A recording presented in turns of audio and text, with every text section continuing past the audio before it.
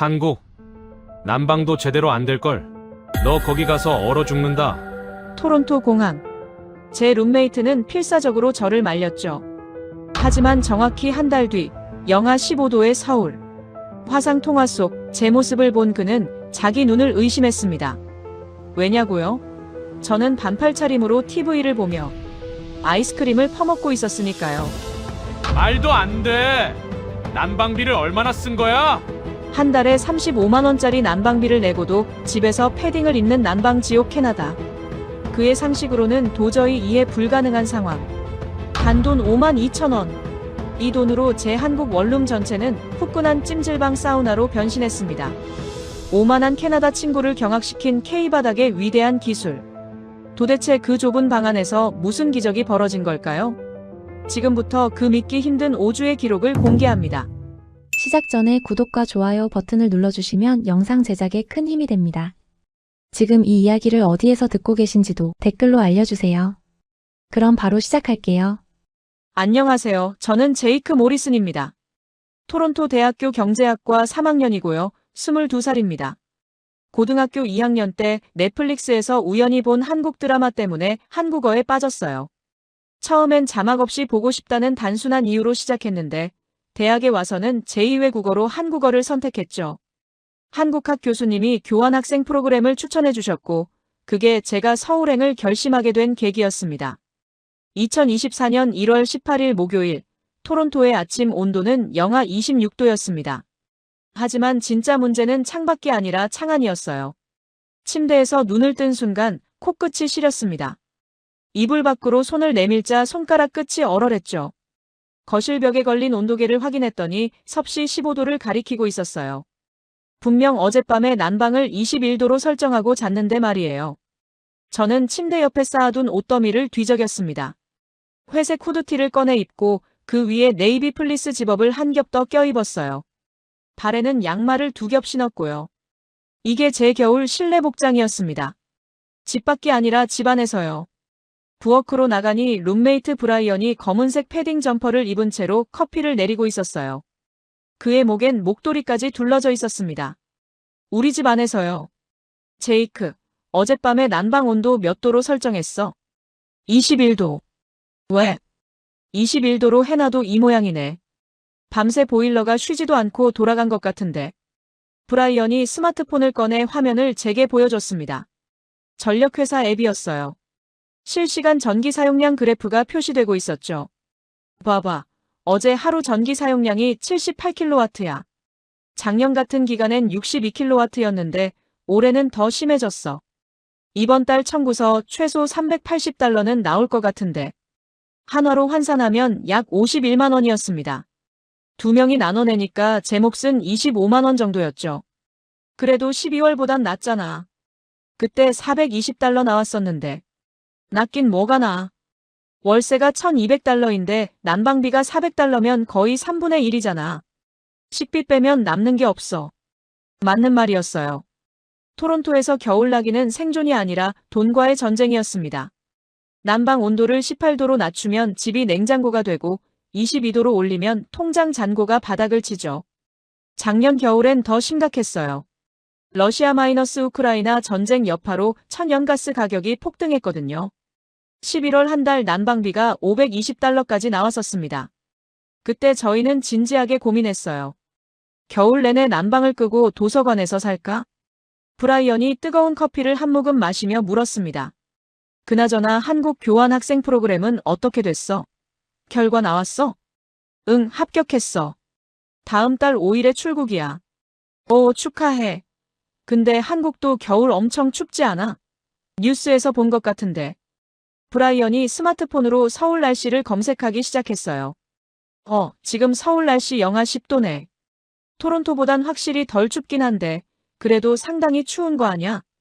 거기 난방비는 어때? 설마 여기보다 더 비싸진 않겠지? 저는 솔직히 한국의 난방비에 대해선 한 번도 생각해 본 적이 없었어요. 그냥 한국어 실력 늘리고 여행 다니고 친구 사귀고 그러면 되는 줄 알았죠. 글쎄, 찾아봐야 할 것 같아. 야, 진짜 중요한 문제야. 우리가 토론토에서도 이렇게 고생하는데 한국 가서 난방비. 폭탄 맞으면 어쩌려고. 장학금 다 난방비로 날아갈 수도 있어. 브라이언의 말에 갑자기 불안해지기 시작했습니다. 저는 서둘러 노트북을 켜고 한국 겨울 난방비를 검색창에 입력했어요. 검색 결과가 쏟아져 나왔습니다. 한국 인터넷 커뮤니티 글들이었죠. 원룸 난방비 8만 원 나왔는데 이거 정상인가요? 이번 달 난방비 12만 원 청구됐습니다. 미치겠네요. 서울 오피스텔 난방비 15만 원 나왔어요. 도움 주세요. 브라이언이 제 노트북 화면을 들여다보며 피식 웃었어요. 봐봐, 한국 사람들도 난방비 때문에 완전 난리네. 15만 원이면 여기랑 거의 비슷한 수준인데 한국도 별로 안 싼 거 아니야? 아니, 잠깐만요. 이건 한국 돈 원화예요. 캐나다 달러로 환산하면. 저는 재빨리 계산기를 두드렸습니다. 15만 원은 약 140달러였어요. 토론토 난방비의 절반도 안 되는 금액이었죠. 생각보다 싸네. 그치? 근데 이 사람들은 왜 이렇게 난리야? 브라이언이 댓글란을 스크롤하며 읽기 시작했습니다. 이 사람 말로는 평소엔 난방비가 3만 원인데 갑자기 15만 원 나와서 충격받았대. 그래서 커뮤니티에 올린 것 같은데. 평소 3만 원? 저는 귀를 의심했습니다. 3만 원이면 캐나다 돈으로 28달러예요. 토론토에서 겨우 하루 난방비보다도 적은 금액이었죠. 이거 뭔가 계산이 잘못된 거 아니야? 한 달 난방비 평균이 3만 원이라는 게 말이 돼. 아마 한국은 집이 엄청 작아서 그런가 보지. 원룸이면 우리 아파트 크기의 절반도 안 될 거야. 작으니까 난방비도 적게 나오는 거겠지. 맞는 말 같았어요. 공간이 작으면 당연히 난방비도 적게 나오는 게 논리적이니까요. 하지만 그때는 전혀 몰랐습니다. 제가 곧 경험하게 될 한국의 바닥이 얼마나 충격적인 존재인지를요. 그리고 그 작은 원룸이 토론토의 넓은 아파트보다 훨씬 더 따뜻할 수 있다는 놀라운 사실을요. 저는 노트북을 덮으며 브라이언에게 말했습니다. 어떻게든 되겠지. 최악의 경우엔 두꺼운 옷 많이 가져가면 되고. 그래, 넌 원래 추위에 강하니까 괜찮을 거야. 아이스하키 하면서 단련됐잖아. 우리는 그렇게 가볍게 웃어넘겼습니다. 하지만 정확히 한 달 뒤, 브라이언은 제게 화상통화를 걸어와 비명을 지르게 됩니다. 제가 서울 원룸에서 반팔 티셔츠 한 장만 입고 바닥에 배를 깔고 누워있는 모습을 보고 말이죠. 2024년 2월 5일 오전 9시, 인천국제공항 입국장 자동문이 열렸습니다. 칼바람이 얼굴을 베듯이 파고들었어요. 토론토의 추위가 둔탁하게 짓누르는 느낌이라면 서울의 추위는 날카롭게 찌르는 느낌이었죠. 전광판 온도는 영하 12도. 숫자로는 토론토보다 14도나 높았지만 체감은 비슷했습니다. 공항철도 승강장으로 내려가며 주변 사람들을 관찰했어요. 대부분 긴 패딩을 입고 있었고 목도리를 두른 사람들도 많았죠. 몇몇은 마스크까지 쓰고 있었습니다. 40분을 달려 홍대 입구역에 도착했습니다. 지하철역 안은 따뜻했어요. 사람들이 북적였고 젊은 사람들이 유난히 많았죠. 5번 출구로 나와 구글맵을 켰습니다. 숙소까지 도보 12분, 언덕길이라고 표시되어 있었어요. 캐리어를 끌고 오르막을 걷기 시작했습니다. 경사가 꽤 가팔랐죠. 3분쯤 걸었을 때 벌써 숨이 찼어요. 토론토에서 입고 온 두꺼운 점퍼 때문에 땀까지 나기 시작했습니다. 주변을 둘러보니 낡은 빌라들과 골목길이 미로처럼 얽혀 있었어요. 토론토의 반듯한 거리와는 완전히 달랐죠. 10분 만에 겨우 도착했습니다. 4층짜리 회색 빌라. 외벽 페인트가 군데군데 벗겨져 있었고 1층엔 작은 편의점이 있었어요. 건물 옆 안내판에는 엘리베이터 없음이라고 적혀 있었죠. 현관문을 열고 들어가니 좁은 계단이 나왔습니다. 20kg짜리 캐리어를 들고 계단을 올랐어요. 1층에서 2층까지만 올라가는데도 팔이 후들거렸죠. 3층 복도 끝 302호. 낡은 철문 옆에 손글씨로 김시댁이라는 팻말이 붙어 있었습니다. 초인종을 눌렀어요. 띵동. 10초쯤 지나자 문이 열렸습니다. 파마머리에 꽃무늬 앞치마를 두른 할머니가 나타나셨어요. 어머, 학생 왔어? 어서 들어와. 할머니는 제 캐리어를 보더니 손을 뻗어 마치 쇼핑백 드는 것처럼 가볍게 들어올리셨습니다. 한국말 잘하네. 맘먹었어? 비행기에서 먹긴 했는데. 그럼 배고프겠네. 라면 끓여줄게. 빵 구경해. 할머니가 부엌으로 가시고 저는 원룸 안으로 들어갔습니다. 첫인상은 좁다였어요. 토론토 아파트 거실의 3분의 1 크기. 창문 아래 작은 책상 하나, 벽면에 붙박이 옷장 하나, 그리고 텅 빈 바닥. 침대가 없었습니다. 바닥에서 자라는 건가? 저는 신발을 벗고 양말 신은 발을 조심스럽게 바닥에 내려놓았어요. 순간 너무 차가워서 반사적으로 발을 들어 올렸습니다. 얼음판을 밟은 것 같았죠. 무릎을 꿇고 손바닥으로 바닥을 만져봤어요. 매끄러운 장판이었는데 온도는 냉장고 냉장실 벽면과 비슷했습니다. 벽을 둘러보다가 하얀색 플라스틱 기계를 발견했어요. 보일러 온도 조절기였습니다. 디지털 화면에는 외출 모드로 표시되어 있었고 현재 실내 온도는 12도. 토론토 집보다 3도나 낮았죠. 학생, 라면 다 됐어. 현관으로 나가니 할머니가 김이 모락모락 나는 라면 한 그릇을 올려놓으셨어요. 고맙습니다. 젓가락으로 면을 집어먹으며 물었습니다. 할머니, 방은 정말 좋은데요. 바닥이 좀 차가워요. 그래. 보일러 켜면 금방 따뜻해져. 저기 방벽에 있는 거 온도 올리면 돼. 하루 종일 켜놔도 되나요? 당연하지. 학생이 돈 내는 거 아니니까 마음껏 써. 관리비에 포함이야. 젓가락을 든 손이 멈췄습니다. 관리비예요? 응. 월세 50만 원에 관리비 5만 원 내잖아. 거기에 수도세, 인터넷, 난방비 다 들어가 있어. 전기세만 따로 나오는데 2만 원에서 3만 원 정도. 머릿속이 복잡해졌어요. 난방비가 관리비에 포함? 그럼 보일러를 24시간 풀가동해도 추가 비용이 없다는 건가요? 그럼 계속 켜놔도 추가 요금이 안 나와요? 그럼 추운데 왜 안 틀어? 라면을 다 먹고 방으로 돌아왔습니다. 보일러 조절기 앞에 섰죠. 온도 올리기 버튼에 손가락을 갖다 댔습니다. 그런데 손이 움직이지 않았어요. 진짜 공짜일까? 나중에 청구서 폭탄 맞는 거 아냐? 토론토에서의 경험이 저를 의심하게 만들었습니다. 난방은 곧 돈이었으니까요.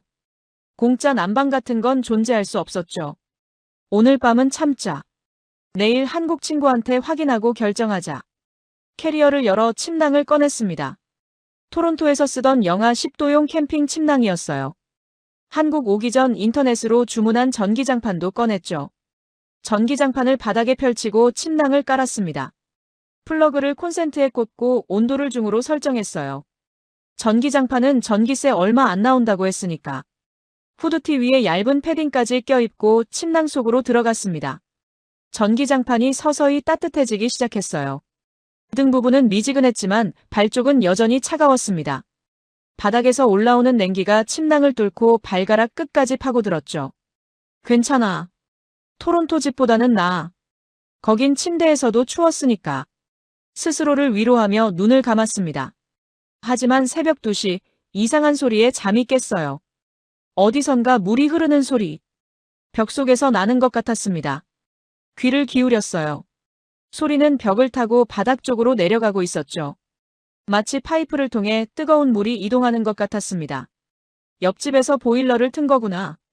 옆집 바닥은 지금 따뜻하게 데워지고 있을 거예요. 반면 제 방 바닥은 여전히 얼음장이었죠. 그 대비가 너무 처량하게 느껴졌습니다. 다시 침낭 속으로 깊이 파고들었어요. 하지만 잠은 쉽게 오지 않았습니다. 자꾸 생각이 났거든요. 보일러를 켜면 저 소리가 내 방에서도 날까? 바닥이 정말 따뜻해질까? 하지만 결정을 내릴 수 없었습니다. 토론토에서 5개월간 난방비 지옥을 경험한 사람에게 공짜 난방은 너무 비현실적으로 들렸으니까요. 내일 확인하자. 오늘 밤만 참자. 그렇게 첫날 밤이 지나갔습니다. 저는 그때 몰랐어요. 이 결정이 앞으로 나흘 동안 제 인생에서 가장 고통스러운 시간을 가져올 거라는 걸요. 첫날은 괜찮았습니다. 전기장판 덕분에 잠도 잘 잤고요. 아침에 일어나 학교 오리엔테이션에 갔다가 돌아왔을 때도 큰 문제는 없었어요. 이틀째도 비슷했습니다. 낮엔 학교에 있고 밤엔 침낭에서 자니까 버틸만 했죠. 문제는 사흘째부터였습니다. 2월 8일 금요일 오리엔테이션이 끝나고 한국인 친구 지훈이를 만났어요. 같은 경제학과 3학년이었죠. 제이크, 숙소는 어때? 괜찮아. 응, 괜찮은데 좀 추워. 보일러 안 켜? 아니, 그게 난방비가 얼마나 나올지 몰라서. 지훈이 어이없다는 표정을 지었습니다. 야, 너 관리비에 난방비 포함 아니야? 응, 그렇다는데. 그럼 왜 안 틀어? 공짜인데. 진짜 공짜야? 나중에 청구서 안 나와? 아니, 진짜 공짜야. 관리비 정액제면 아무리 틀어도 추가 요금 없어. 너 지금까지 안 틀었어? 응. 미쳤네. 빨리 가서 틀어. 얼어줄게. 지훈의 말을 듣고 방으로 돌아왔습니다. 하지만 여전히 확신이 서지 않았어요. 인터넷을 검색해봤죠. 관리비 포함 난방비 정말 공짜인가요? 검색 결과가 나왔습니다. 관리비에 포함되어 있으면 정액제라서 추가 요금 없습니다. 마음껏 쓰셔도 됩니다. 저도 처음엔 의심했는데 진짜 공짜더라고요. 모든 답변이 같았습니다. 진짜 공짜라고. 그럼 틀어야 하나? 보일러 조절기 앞에 섰습니다. 손을 뻗었다가 다시 내렸어요. 아니야. 한 번만 더 확인하자. 혹시 모르잖아. 그날 밤 저는 다시 침낭 속으로 들어갔습니다. 그런데 이상했어요. 사흘째 밤인데도 몸이 제대로 안 풀렸습니다. 전기장판을 틀어도 등만 미지근할 뿐 손발은 계속 차가웠죠. 새벽 3시쯤 잠에서 깼어요. 온몸이 뻐근했습니다. 어깨와 허리가 돌처럼 굳어 있었죠. 왜 이러지? 손으로 목을 만져봤어요. 뻣뻣했습니다. 고개를 돌리려니까 목이 삐걱거렸죠. 그때 깨달았습니다. 3일 동안 딱딱한 바닥에서 웅크리고 자서 몸이 망가지고 있었던 거예요. 하지만 참았습니다. 괜찮아, 조금만 더 버티자고 생각했죠. 나흘째, 2월 9일 토요일. 아침에 일어났을 때 머리가 지끈거렸습니다. 코도 막혀 있었고요. 감기 기운이 있는 것 같았어요. 그냥 피곤해서 그런 거겠지. 학교 도서관에 가서 공부를 했습니다.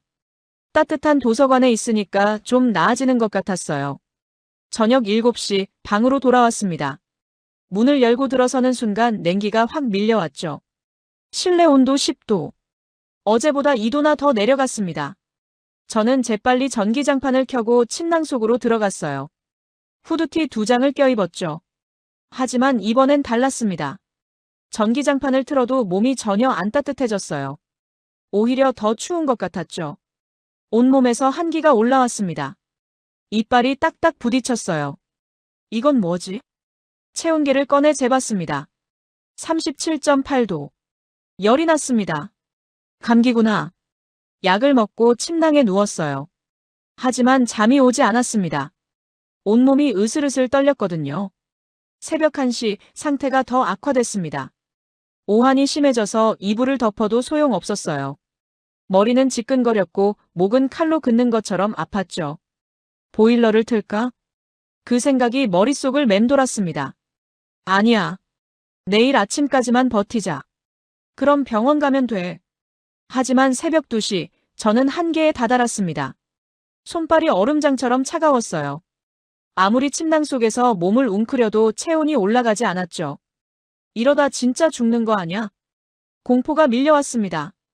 그때였습니다. 옆집에서 또 그 소리가 들렸어요. 드르륵, 드르륵. 보일러 돌아가는 소리. 뜨거운 물이 파이프를 타고 흐르는 소리. 저는 침낭에서 기어나왔습니다. 비틀거리며 보일러 조절기 앞으로 갔죠. 디지털 화면이 10도를 가리키고 있었습니다. 지훈이가 공짜라고 했잖아. 인터넷에도 다 공짜라고 나왔어. 하지만 손이 떨렸습니다. 토론토에서의 트라우마가 저를 붙잡고 있었죠. 1시간만 틀어보자. 그 정도면 괜찮겠지. 떨리는 손가락으로 전원 버튼을 눌렀습니다. 삐삐핀 마이너스. 보일러가 켜졌습니다. 화면에 주황색 불이 들어왔어요. 2번째 알람이 울렸습니다. 30분이 또 지난 거예요. 이번엔 아예 알람을 껐습니다. 더 이상 시간을 재는 게 의미 없었거든요. 저는 바닥에 완전히 누워버렸어요.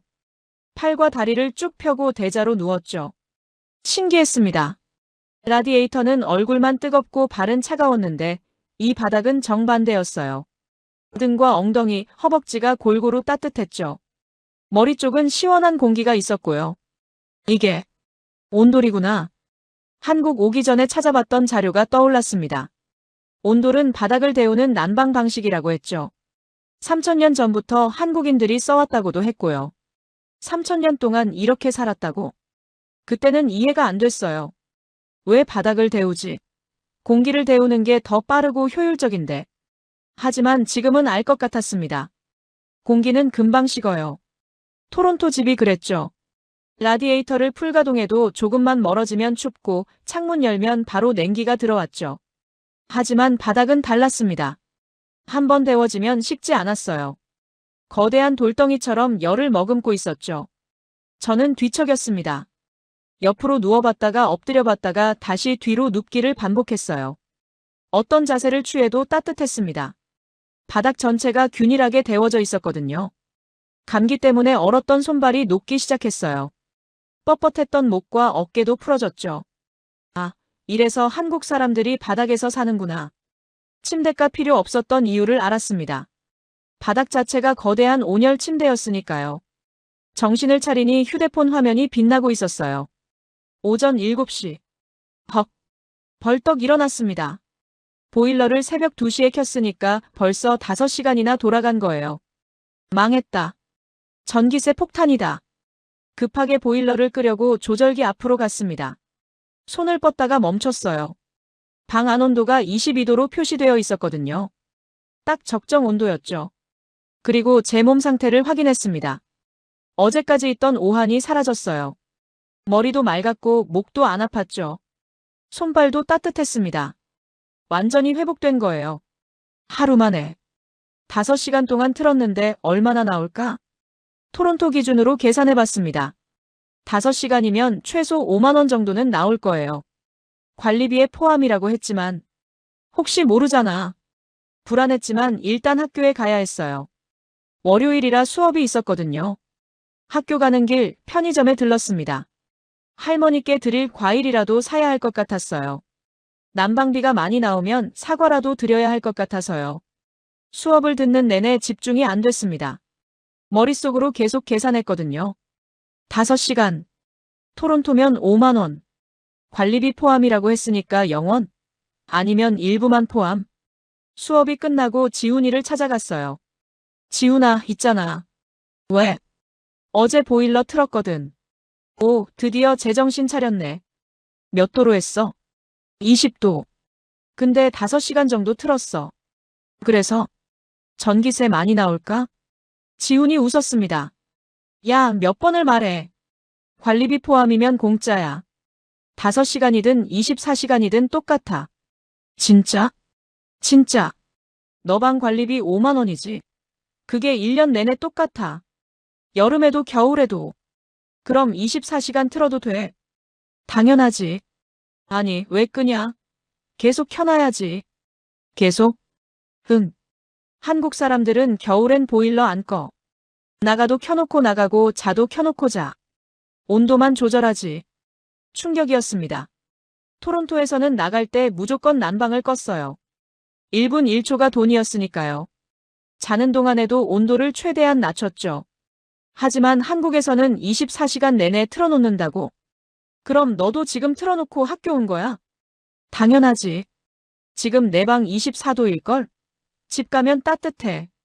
제 머릿속이 복잡해졌습니다. 하지만 지훈의 말을 믿기로 했어요. 저녁 6시, 방으로 돌아왔습니다. 문을 열고 들어서는 순간 따뜻한 공기가 얼굴을 감쌌어요. 헉. 아침에 끄지 않고 나왔거든요.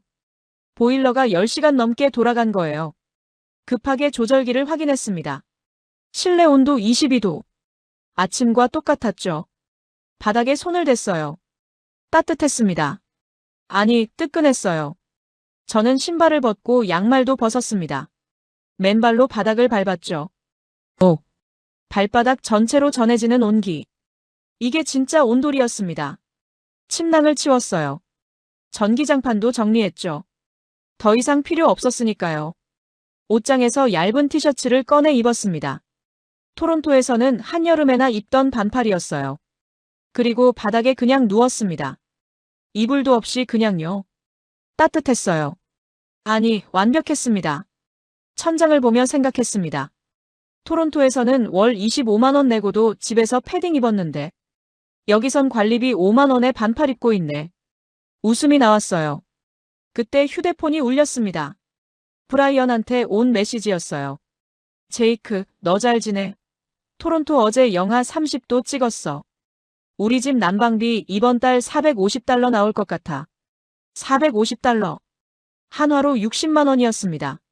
저는 주변을 둘러봤어요. 따뜻한 방, 반팔 차림의 저, 그리고 24시간 돌아가는 보일러. 사진을 찍어 브라이언한테 보냈습니다. 바닥에 누워 엄지를 치켜든 제 모습이었죠. 나는 지금 이래. 난방비? 0원. 보내자마자 전화가 왔어요. 야, 장난치지 마. 너 지금 반팔이야? 응. 난방비 0원? 거짓말이지. 관리비에 포함이래. 아무리 틀어도 추가 요금 없어. 미친. 브라이언의 목소리에서 부러움이 묻어났어요. 너 진짜 한국 안 떠날 것 같은데? 저는 웃으며 대답했습니다. 모르겠어. 이 바닥 때문에 진짜 못 떠날지도. 전화를 끊고 다시 바닥에 누웠습니다. 5일 동안의 지옥이 끝났어요. 그리고 새로운 세상이 시작됐죠. 저는 그날 밤 생전 처음으로 바닥에서 잤습니다. 침대도 침낭도 없이요. 그리고 꿈을 꿨어요. 토론토 집이 나오는 꿈이었죠. 꿈속에서 저는 브라이언에게 말했습니다. 미안, 나 한국에 남을래. 이 바닥을 포기할 수가 없어. 현재 온도 10도. 희망 온도를 설정하라는 표시가 깜빡였죠. 저는 조심스럽게 20도를 눌렀습니다. 토론토보다 1도 낮은 온도였어요. 웅웅웅 마이너스. 어딘가에서 모터 돌아가는 소리가 들렸습니다. 그리고 곧이어 물 흐르는 소리가 벽을 타고 내려가기 시작했죠. 드르륵, 드르륵. 저는 바닥에 손을 댔습니다. 아직은 차가웠어요. 침낭으로 돌아가 누웠습니다. 1시간 뒤에 끄자고 생각하며 휴대폰 알람을 맞췄죠. 10분이 지났습니다. 여전히 바닥은 차가웠어요. 20분이 지났습니다. 조금 덜 차가워진 것 같았어요. 30분쯤 지났을 때였습니다. 뭔가 달라지기 시작했습니다. 침낭 아래, 정확히 말하면 제 등 아래쪽에서 미세한 온기가 느껴졌어요. 처음엔 기분 탓인가 싶었습니다. 하지만 시간이 지날수록 확실해졌죠. 바닥이 따뜻해지고 있었습니다. 전기장판처럼 국소적인 열이 아니었어요. 바닥 전체에서 은은하게 열기가 올라오고 있었죠. 저는 침낭에서 나와 손바닥을 바닥에 댔습니다. 진짜네. 아까 전까지 얼음장이었던 바닥이 이제는 미지근했어요. 라디에이터처럼 뜨겁지도 않고 전기장판처럼 한 부분만 뜨거운 것도 아니었죠. 바닥 전체가 골고루 따뜻해지고 있었습니다. 알람이 울렸습니다. 1시간이 지난 거예요. 끄자. 약속했으니까. 하지만 손이 움직이지 않았습니다. 몸이 거부했거든요. 이제 막 따뜻해지기 시작한 이 온기를 포기할 수 없었죠. 30분만 더. 딱 30분만 더 틀자. 알람을 다시 맞췄습니다. 그리고 바닥에 그대로 누웠어요. 침낭도 전기장판도 없이 그냥 바닥에 직접 누웠습니다. 등에 닿는 바닥의 온기. 그것은 제가 지난 나흘간 그토록 갈구했던 따뜻함이었습니다. 아! 저도 모르게 한숨이 새어나왔어요. 5일 만에 저는 처음으로 진짜 따뜻함을 느꼈습니다. 그 후 일주일은 천국이었습니다. 아침에 눈을 뜨면 방 전체가 따뜻했어요. 학교에서 돌아와도 현관문을 여는 순간부터 온기가 감쌌죠. 밤에 잘 때는 이불도 필요 없었습니다. 바닥 자체가 거대한 전기장판이었으니까요. 저는 완전히 다른 사람이 됐어요. 토론토에서는 겨울만 되면 우울증에 시달렸거든요. 추위 때문에 집에 있기도 싫고 밖에 나가기도 싫었죠. 하지만 서울에서는 달랐습니다. 집이 따뜻하니까 하루 종일 기분이 좋았어요. 저는 바닥과 친구가 됐습니다. 아니, 연인이 됐다고 해야 할까요? 공부할 때도 책상 의자 대신 바닥에 배를 깔고 엎드렸어요. 책을 읽을 때는 옆으로 누워서 읽었고, 넷플릭스를 볼 때는 베개를 꿰고 천장을 보며 누웠죠. 한국 친구들이 놀러 왔을 때 제 모습을 보고 다들 웃었습니다. 외국인이 바닥에서만 사는 게 신기했나 봐요. 하지만 저는 이미 침대 없는 삶에 완전히 적응했었습니다. 아니, 침대보다 바닥이 훨씬 더 편했죠. 2월 14일 화요일 발렌타인데이였습니다. 우편함을 확인하러 1층으로 내려갔어요. 그리고 하얀 봉투 하나를 발견했죠. 도시가스 요금 고지서. 심장이 쿵 내려앉았습니다. 봉투를 쥔 손이 떨렸어요. 지난 2주간 저는 보일러를 단 한 번도 끄지 않았거든요. 아침에 학교 갈 때도 켜놓고 나갔고 밤에 잘 때도 22도에서 23도 사이를 유지했죠. 토론토였다면 최소 50만 원은 나왔을 겁니다. 방으로 돌아와 책상 앞에 앉았습니다. 봉투를 한참 동안 들여다봤어요. 개봉하기가 두려웠거든요. 지우는 관리비에 포함이라 추가 요금이 없다고 했습니다. 인터넷 검색 결과도 같았죠. 하지만 토론토에서 5개월간 난방비 지옥을 경험한 저에게 공짜 난방은 여전히 비현실적으로 느껴졌어요. 심호흡을 하고 봉투를 찢었습니다. 고지서를 펼쳤어요. 사용기간은 2024년 1월 15일부터 2월 14일까지. 정확히 한 달이었죠. 사용량은 124세제곱미터. 그리고 청구 금액 52,380원. 순간 숨이 멎었습니다. 다시 봤어요. 혹시 0이 하나 빠진 건 아닌가 싶어서요. 52만 3,800원이어야 하는 거 아닌가? 하지만 아무리 봐도 52,380원이었습니다. 손이 덜덜 떨려서 고지서를 제대로 잡을 수가 없었어요. 계산기를 꺼내 다시 계산해봤습니다. 하루 평균 약 2,500원. 시간당 100원 남짓. 토론토에서 1시간 난방비가 5,000원이었는데 여기선 100원? 이게 말이 되나 싶어 고지서를 구석구석 읽어봤습니다. 혹시 1차 청구라든지 중간 정산이라는 문구가 있나 찾아봤죠. 하지만 정산 완료라고 선명하게 적혀 있었어요. 믿을 수가 없었습니다. 저는 휴대폰을 들었어요. 지훈한테 전화를 걸어 확인받고 싶었죠. 통화 버튼을 누르려다가 멈췄습니다. 대신 인터넷을 켜서 서울 원룸 도시가스 평균 요금을 검색했어요. 검색 결과가 나왔습니다. 겨울철 평균 4만원에서 7만원. 제 요금은 평균 범위 안에 있었어요. 진짜였습니다. 52,380원. 이게 전부였습니다. 저는 고지서를 책상 위에 조심스럽게 내려놓았어요. 마치 귀중한 문서라도 다루듯이요. 그리고 창밖을 바라봤습니다. 토론토의 겨울이 떠올랐어요. 집안에서도 패딩을 입고 떨던 날들. 난방비 고지서가 우편함에 들어올 때마다 가슴이 철렁했던 기억들. 부모님께 송금을 부탁드리기 미안해서 식비를 줄였던 순간들. 토론토는 캐나다 최대 도시입니다. 1인당 GDP가 5만 달러가 넘는 선진국이죠. 하지만 그곳에서 저 같은 학생들은 추위에 떨어야 했어요. 난방은 사치였으니까요. 반면 한국에서는 달랐습니다. 장학금으로 겨우 생활하는 가난한 유학생인 제가 5만 원으로 한 달 내내 따뜻하게 살 수 있었으니까요. 진짜 선진국이 뭘까요? GDP가 높은 나라? 빌딩이 많은 나라? 아니었습니다. 가난한 사람도 겨울에 따뜻하게 잘 수 있는 나라. 돈 때문에 추위를 참지 않아도 되는 나라. 그게 진짜 선진국이었습니다. 저는 고지서 사진을 찍어 브라이언한테 보냈어요. 설명은 따로 쓰지 않았습니다. 사진만으로도 충분했으니까요.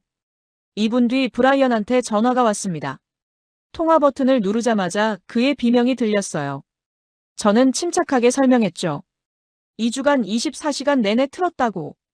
온도는 22도에서 23도였다고. 그런데 52,000원밖에 안 나왔다고. 브라이언은 한동안 말을 잇지 못했습니다. 그러다가 작은 목소리로 말했어요. 자기네 집은 이번 달 난방비가 470달러, 한화로 63만 원이 나왔다고. 온도는 저와 똑같이 22도였다고. 12배 차이였습니다. 통화를 끊고 저는 창문을 활짝 열었어요. 영하 10도의 칼바람이 쏴들어왔죠. 하지만 방 안은 여전히 따뜻했습니다.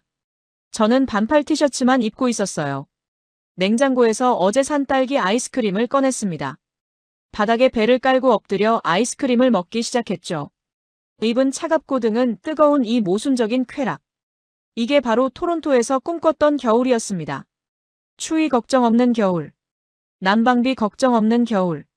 집이 진짜 안식처가 되는 겨울. 한국의 바닥이 저에게 선물한 겨울이었어요. 저는 아이스크림 스푼을 내려놓고 바닥에 손바닥을 댔습니다. 따뜻한 온기가 손바닥 전체로 전해졌죠. 고맙다는 말을 속으로 중얼거렸어요. 바닥은 대답 대신 더 따뜻한 온기를 보내왔습니다. 2월 18일 토요일, 지훈이 저를 어디론가 데려간다고 했습니다. 한국 문화를 제대로 경험하려면 꼭 가봐야 하는 곳이라고요. 오후 3시 지하철을 타고 30분쯤 이동했어요. 도착한 곳은 5층짜리 건물이었습니다. 간판에는 드래곤 스파라고 적혀 있었죠. 입구에서 입장료 15,000원을 내고 들어갔습니다. 신발을 사물함에 넣고 키를 받았어요. 그리고 주황색 반팔 티셔츠와 반바지를 건네받았죠. 남탕에서 씻고 나오니 거대한 공간이 펼쳐졌습니다. 축구장만 한 크기의 홀이었어요. 나무 바닥이 깔려 있었고 곳곳에 사람들이 누워 있었죠. 어떤 사람은 입을 벌리고 코를 골며 자고 있었고 어떤 가족은 둥글게 모여 앉아 삶은 계란을 까먹고 있었습니다. 가장 충격적이었던 건 이 모든 게 바닥에서 이루어지고 있다는 거였어요. 토론토에서 공공장소의 바닥은 더러운 곳이었습니다. 절대 앉지 않고 만지지도 않는 곳이었죠. 하지만 여기선 수백 명의 사람들이 바닥에 머리를 대고 누워 있었어요. 지훈이 구석자리를 가리키며 앉으라고 했습니다. 저는 조심스럽게 바닥에 앉았어요. 그 순간 발바닥부터 온기가 올라왔습니다. 집에서 느꼈던 그 온기였어요. 아니, 더 강했습니다. 지훈이 뜨거운 방부터 가보자고 했습니다. 황토방, 불안증방, 소금방 같은 걸 체험해야 한다면서요. 첫 번째로 들어간 곳은 황토방이었습니다. 문을 열자마자 열기가 확 쏟아졌어요. 온도계는 65도를 가리키고 있었죠. 안으로 들어가니 10명 정도가 바닥에 누워 있었습니다.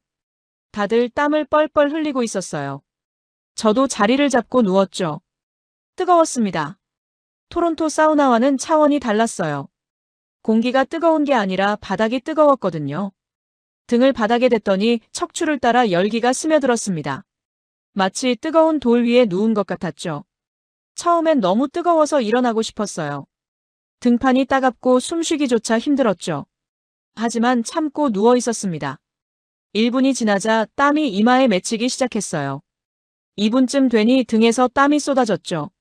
3분쯤 지나자 신기한 일이 벌어졌어요. 뜨거움이 고통이 아니라 시원함으로 바뀌기 시작한 겁니다. 땀구멍이 활짝 열리면서 몸속 깊은 곳에서 무언가가 빠져나가는 느낌이었죠. 옆에 누워있던 아저씨가 긴 한숨을 쉬며 중얼거렸습니다. 시원해. 땀을 뻘뻘 흘리면서 시원하다니. 언어의 모순이었어요.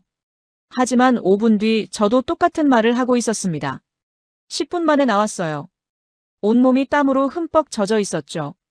하지만 기분은 이상하리만치 상쾌했습니다. 다음은 불안증방이었습니다. 더 뜨거웠어요. 80도가 넘었죠. 들어가자마자 숨이 턱 막혔습니다. 하지만 이번엔 좀 더 오래 버텼어요. 바닥의 열기가 몸속 깊숙이 파고들었고 평소에 뭉쳐있던 어깨와 허리가 풀어지는 게 느껴졌죠. 마지막으로 얼음방에 들어갔습니다. 영하 5도. 뜨거웠던 몸이 급격히 식으면서 혈관이 수축하는 게 느껴졌어요. 머리가 쨍하고 맑아졌죠. 모든 방을 돌아본 뒤 메인 홀로 돌아왔습니다. 식혜와 삶은 계란을 사왔어요. 바닥에 앉아 차가운 식혜를 마시는데 목구멍으로 넘어가는 그 시원함이란. 지훈이 물었습니다. 어떠냐고. 신기하지 않냐고. 저는 고개를 끄덕였어요. 신기했습니다. 하지만 그것보다 더 놀라운 게 있었죠. 주변을 둘러봤어요. 홀에는 수백 명의 사람들이 있었습니다. 양복을 입은 직장인, 운동복 차림의 학생, 유모차를 끌고 온 엄마, 지팡이를 짚은 할아버지. 어떤 청년은 노트북을 펴놓고 일을 하고 있었고 어떤 커플은 팔베개를 하고 낮잠을 자고 있었어요. 모두가 똑같은 주황색 옷을 입고 있었어요. 그리고 모두가 바닥에 누워 있었죠. 부자와 가난한 자를 구분할 수 없었습니다. 젊은이와 노인도 마찬가지였어요. 모두가 평등하게 따뜻한 바닥 위에 누워 있었죠. 토론토의 스파는 달랐습니다. 비쌌어요. 1회 이용료가 5만 원이 넘었죠. 그래서 부유한 사람들만 갔습니다. 가난한 사람들은 스파가 사치였어요. 하지만 여기선 15,000원이었습니다. 학생도 올 수 있는 가격이었죠. 그래서 모든 계층의 사람들이 함께 있었어요. 저는 그제야 깨달았습니다. 온돌은 단순한 난방 기술이 아니었어요. 그것은 철학이었습니다. 모든 사람이 평등하게 따뜻해야 한다는 철학. 부자든 가난한 자든 젊은이든 노인이든 모두가 겨울에 따뜻하게 잘 수 있어야 한다는 믿음.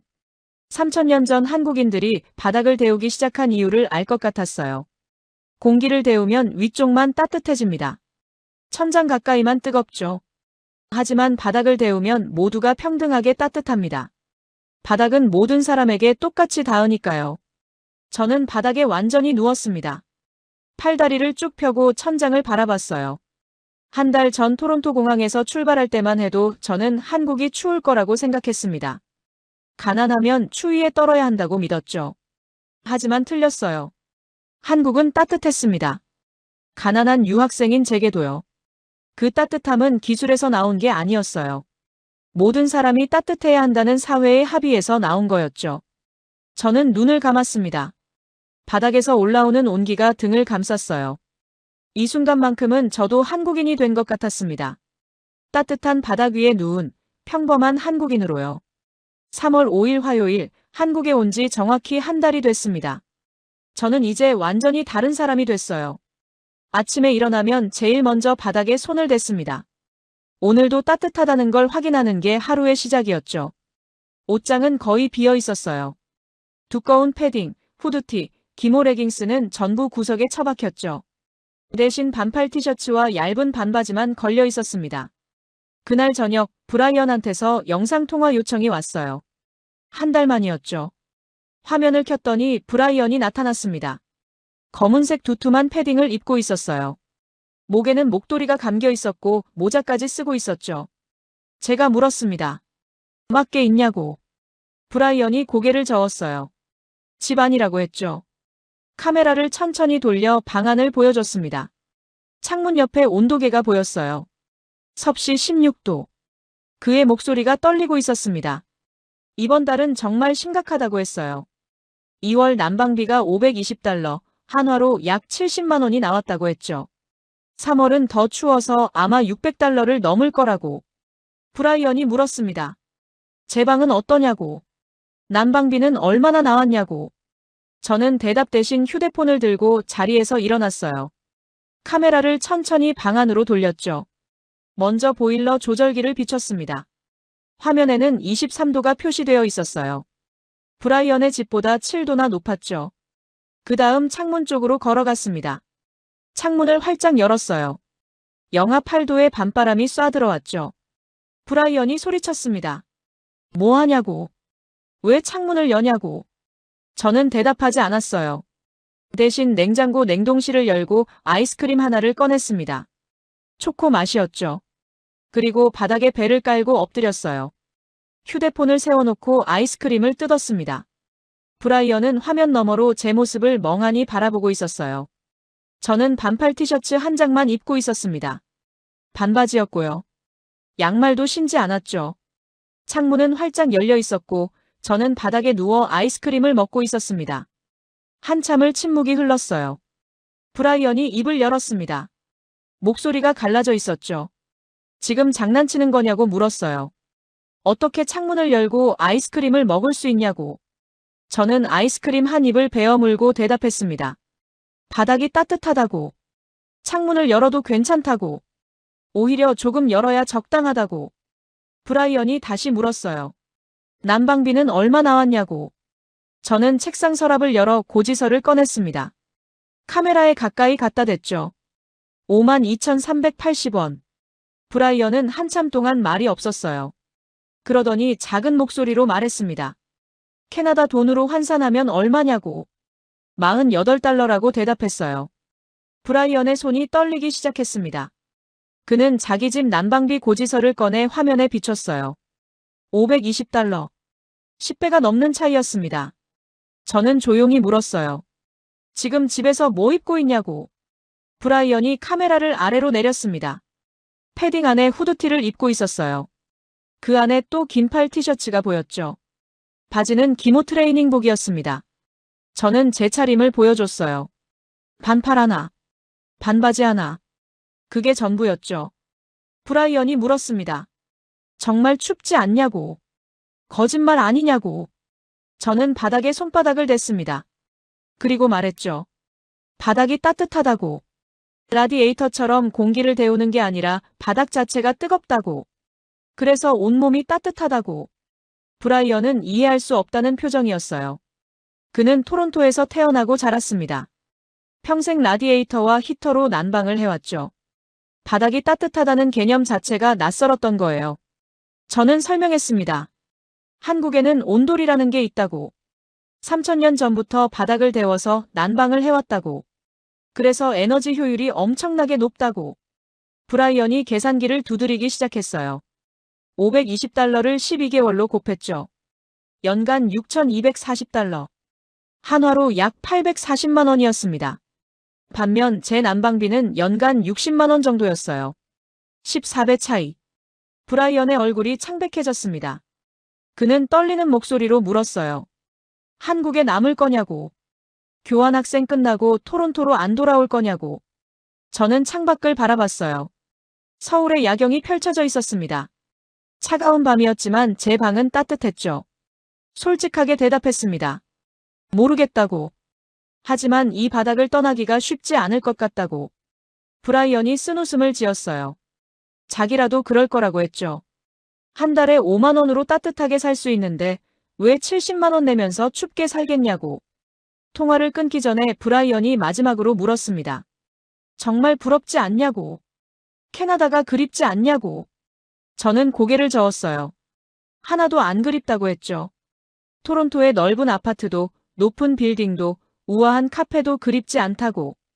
왜냐하면 그곳엔 이 바닥이 없으니까요. 통화가 끝났습니다. 저는 창문을 닫고 다시 바닥에 누웠어요. 아이스크림을 다 먹고 등을 바닥에 완전히 밀착시켰죠. 한 달 전만 해도 저는 이 바닥을 얼음장이라고 생각했습니다. 공포의 대상이었죠. 하지만 지금 이 바닥은 제 인생에서 가장 소중한 친구였어요. 아니, 친구 이상이었습니다. 이 바닥은 제게 따뜻함을 줬어요. 편안함을 줬고 평화를 줬죠. 그리고 무엇보다 가난해도 따뜻하게 살 수 있다는 희망을 줬습니다. 저는 눈을 감았어요. 바닥에서 올라오는 온기가 온몸을 감쌌습니다. 이게 바로 제가 한국에서 발견한 보물이었어요. 52,000원짜리 기적이었죠. 3월 5일 화요일, 한국에 온 지 정확히 한 달이 됐습니다. 저는 이제 완전히 다른 사람이 됐어요. 아침에 일어나면 제일 먼저 바닥에 손을 댔습니다. 오늘도 따뜻하다는 걸 확인하는 게 하루의 시작이었죠. 옷장은 거의 비어 있었어요. 두꺼운 패딩, 후드티, 기모 레깅스는 전부 구석에 처박혔죠. 대신 반팔 티셔츠와 얇은 반바지만 걸려 있었습니다. 그날 저녁 브라이언한테서 영상통화 요청이 왔어요. 한 달 만이었죠. 화면을 켰더니 브라이언이 나타났습니다. 검은색 두툼한 패딩을 입고 있었어요. 목에는 목도리가 감겨 있었고 모자까지 쓰고 있었죠. 제가 물었습니다. 맞게 있냐고. 브라이언이 고개를 저었어요. 집안이라고 했죠. 카메라를 천천히 돌려 방 안을 보여줬습니다. 창문 옆에 온도계가 보였어요. 섭씨 16도. 그의 목소리가 떨리고 있었습니다. 이번 달은 정말 심각하다고 했어요. 2월 난방비가 $520, 한화로 약 70만 원이 나왔다고 했죠. 3월은 더 추워서 아마 $600를 넘을 거라고. 브라이언이 물었습니다. 제 방은 어떠냐고. 난방비는 얼마나 나왔냐고. 저는 대답 대신 휴대폰을 들고 자리에서 일어났어요. 카메라를 천천히 방 안으로 돌렸죠. 먼저 보일러 조절기를 비췄습니다. 화면에는 23도가 표시되어 있었어요. 브라이언의 집보다 7도나 높았죠. 그 다음 창문 쪽으로 걸어갔습니다. 창문을 활짝 열었어요. 영하 8도의 밤바람이 쏴들어왔죠. 브라이언이 소리쳤습니다. 뭐 하냐고. 왜 창문을 여냐고. 저는 대답하지 않았어요. 대신 냉장고 냉동실을 열고 아이스크림 하나를 꺼냈습니다. 초코 맛이었죠. 그리고 바닥에 배를 깔고 엎드렸어요. 휴대폰을 세워놓고 아이스크림을 뜯었습니다. 브라이언은 화면 너머로 제 모습을 멍하니 바라보고 있었어요. 저는 반팔 티셔츠 한 장만 입고 있었습니다. 반바지였고요. 양말도 신지 않았죠. 창문은 활짝 열려 있었고 저는 바닥에 누워 아이스크림을 먹고 있었습니다. 한참을 침묵이 흘렀어요. 브라이언이 입을 열었습니다. 목소리가 갈라져 있었죠. 지금 장난치는 거냐고 물었어요. 어떻게 창문을 열고 아이스크림을 먹을 수 있냐고. 저는 아이스크림 한 입을 베어 물고 대답했습니다. 바닥이 따뜻하다고. 창문을 열어도 괜찮다고. 오히려 조금 열어야 적당하다고. 브라이언이 다시 물었어요. 난방비는 얼마 나왔냐고. 저는 책상 서랍을 열어 고지서를 꺼냈습니다. 카메라에 가까이 갖다 댔죠. 52,380원. 브라이언은 한참 동안 말이 없었어요. 그러더니 작은 목소리로 말했습니다. 캐나다 돈으로 환산하면 얼마냐고. 48달러라고 대답했어요. 브라이언의 손이 떨리기 시작했습니다. 그는 자기 집 난방비 고지서를 꺼내 화면에 비췄어요. 520달러. 10배가 넘는 차이였습니다. 저는 조용히 물었어요. 지금 집에서 뭐 입고 있냐고. 브라이언이 카메라를 아래로 내렸습니다. 패딩 안에 후드티를 입고 있었어요. 그 안에 또 긴팔 티셔츠가 보였죠. 바지는 기모 트레이닝복이었습니다. 저는 제 차림을 보여줬어요. 반팔 하나, 반바지 하나. 그게 전부였죠. 브라이언이 물었습니다. 정말 춥지 않냐고. 거짓말 아니냐고. 저는 바닥에 손바닥을 댔습니다. 그리고 말했죠. 바닥이 따뜻하다고. 라디에이터처럼 공기를 데우는 게 아니라 바닥 자체가 뜨겁다고. 그래서 온몸이 따뜻하다고. 브라이언은 이해할 수 없다는 표정이었어요. 그는 토론토에서 태어나고 자랐습니다. 평생 라디에이터와 히터로 난방을 해왔죠. 바닥이 따뜻하다는 개념 자체가 낯설었던 거예요. 저는 설명했습니다. 한국에는 온돌이라는 게 있다고. 3000년 전부터 바닥을 데워서 난방을 해왔다고. 그래서 에너지 효율이 엄청나게 높다고. 브라이언이 계산기를 두드리기 시작했어요. 520달러를 12개월로 곱했죠. 연간 6,240달러. 한화로 약 840만 원이었습니다. 반면 제 난방비는 연간 60만 원 정도였어요. 14배 차이. 브라이언의 얼굴이 창백해졌습니다.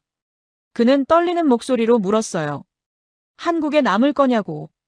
교환학생 끝나고 토론토로 안 돌아올 거냐고. 저는 창밖을 바라봤어요. 서울의 야경이 펼쳐져 있었습니다. 차가운 밤이었지만 제 방은 따뜻했죠.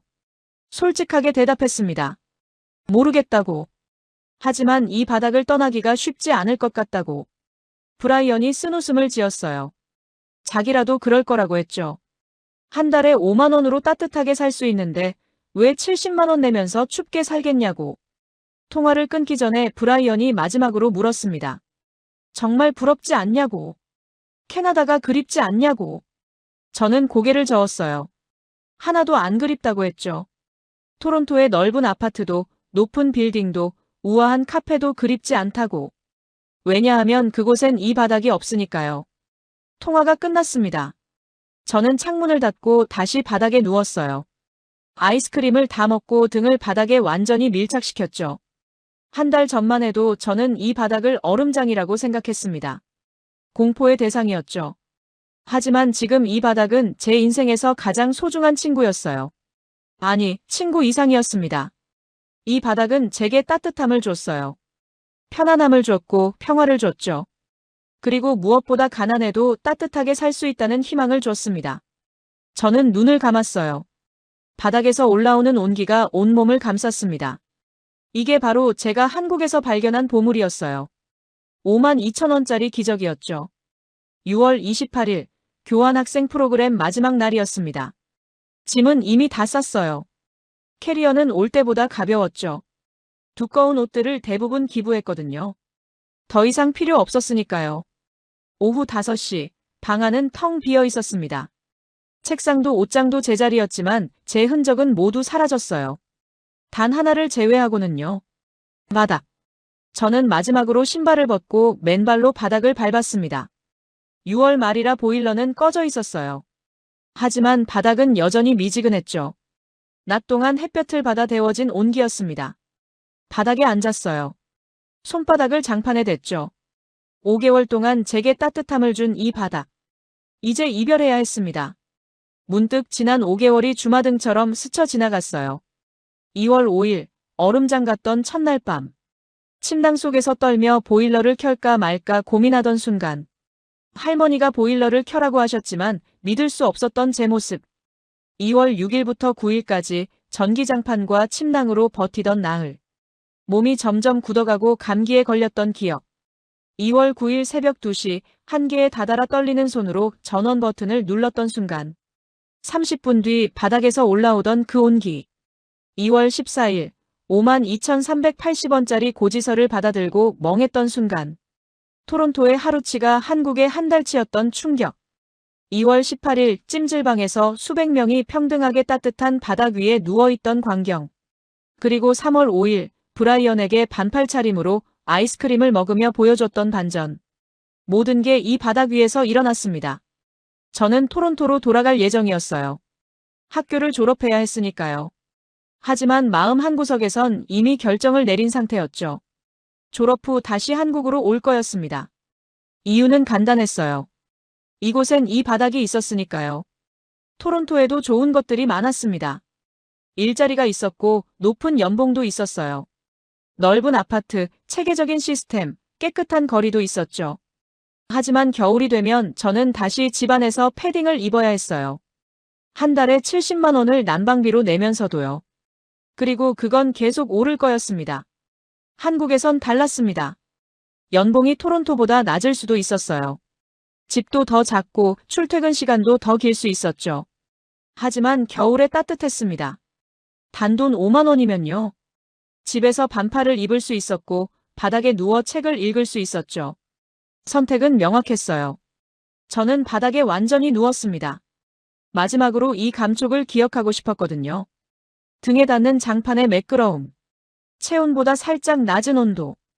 온몸을 고르게 받쳐주는 단단함. 이 모든 게 그리울 거였어요. 문득 깨달았습니다. 온돌은 단순한 난방 시스템이 아니었어요. 그것은 삶의 방식이었죠. 서양에서는 침대에서 삽니다. 바닥과 분리된 채로요. 난방도 마찬가지예요. 공기를 데우고 사람은 그 공기 속에 떠 있죠. 하지만 한국에서는 바닥과 함께 살았습니다. 바닥에 앉고, 바닥에 눕고, 바닥에서 먹고, 바닥에서 잤어요. 바닥이 곧 삶의 터전이었죠. 그래서 바닥을 데웠던 겁니다. 삶의 터전이 따뜻해야 사람도 따뜻하니까요. 그리고 그 따뜻함은 평등했어요. 부자의 바닥이나 가난한 자의 바닥이나 똑같이 따뜻했죠. 모두가 같은 높이에서 같은 온도를 느꼈습니다. 이게 바로 제가 한국에서 배운 거였어요.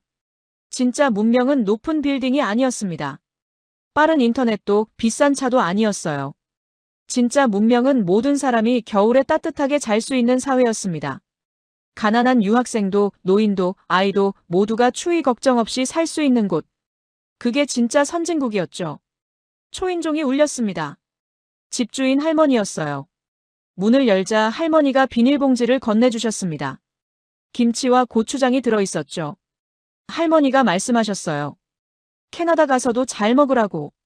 한국 음식 그리우면 이거라도 먹으라고. 저는 고맙다고 인사했습니다. 그리고 물었죠.